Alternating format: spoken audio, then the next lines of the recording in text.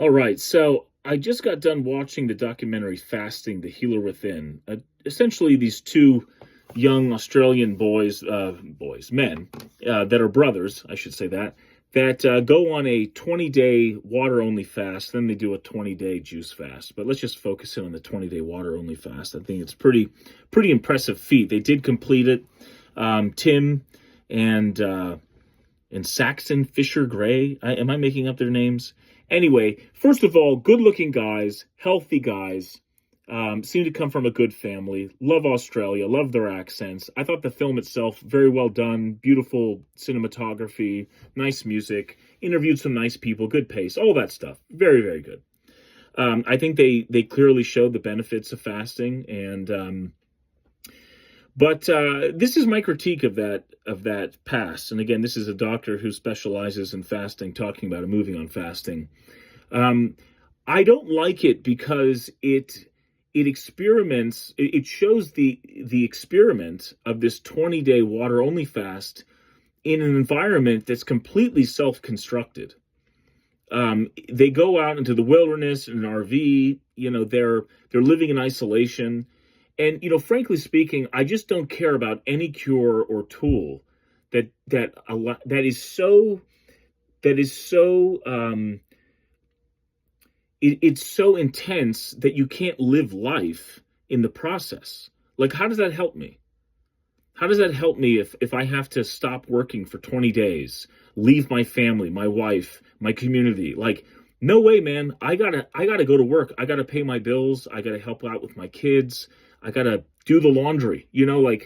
I just feel that in an effort, and again, I don't know if necessarily their goal here was to showcase that they can do fasting and other things, but like, why would I want to do fasting if I can't do everything else?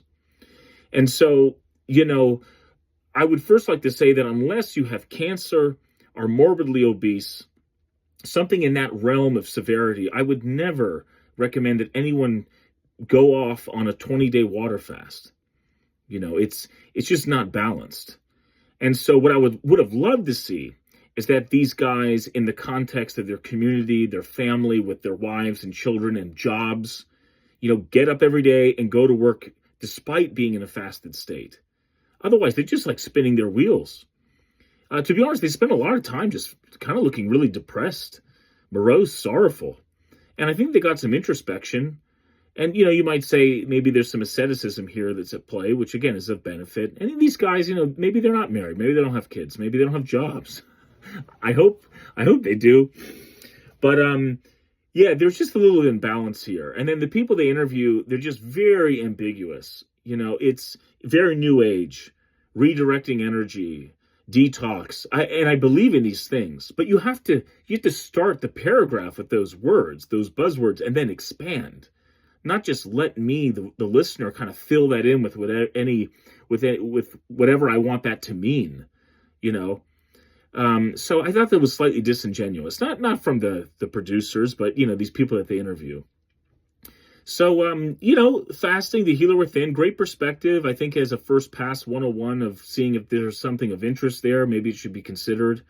Of course, we know the Athos diet does not recommend a 20-day water-only fast. It resets every day with an eating window. It's based on an inspiration that's very spiritual, that's very traditional, very historic and ancient. And I think these guys kind of tease on some of those guitar strings, but they don't really hit it home in that framing. They try to incorporate some rebirthing techniques and some trauma techniques, and I just can't quite get there. But anyway, like I said, handsome young guys, glad the brothers had a memory and adventure. I'm sure making this film was extraordinary. The cinematography's great. But fasting has to be able to be incorporated into your life to make everything better every day. So something to consider.